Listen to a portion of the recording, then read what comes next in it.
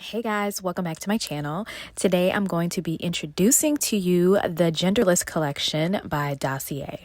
So for this collection, it states, we've liberated your fragrance from a hypersexualized mold by marrying traditionally opposing ingredients for a harmonious fluid blend. So the three scents that I was sent to try is Fiery Leather and Rhubarb, Sunny Vetiver and Neroli, and Caramelized Lavender and Hazelnut. I was so excited to try these fragrances, so let's get into the notes. So the caramelized lavender and hazelnut takes lavender, a staple in men's fragrances, and reimagines it with a salted caramelized hazelnut accord.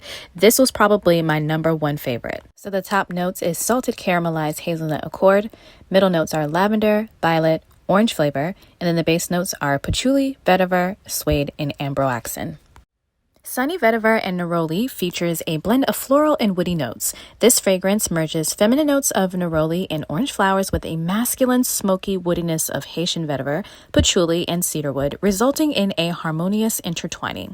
This was definitely my second favorite because of the woody notes. So the top notes are bergamot, grapefruit, and neroli. Middle notes are orange blossom, geranium, and alamy. And then the base notes are Haitian vetiver, patchouli, and cedarwood.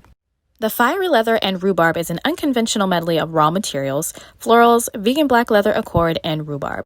This was my least favorite only because of how strong the leather material actually is. This is also the scent that I feel leans more towards being a male fragrance versus a unisex one. But the top notes are rhubarb, nutmeg, melon, middle notes geranium, rose, saffron, and then the base notes are vegan black leather and vetiver. So with that being said, I am super excited to add these to my perfume collection.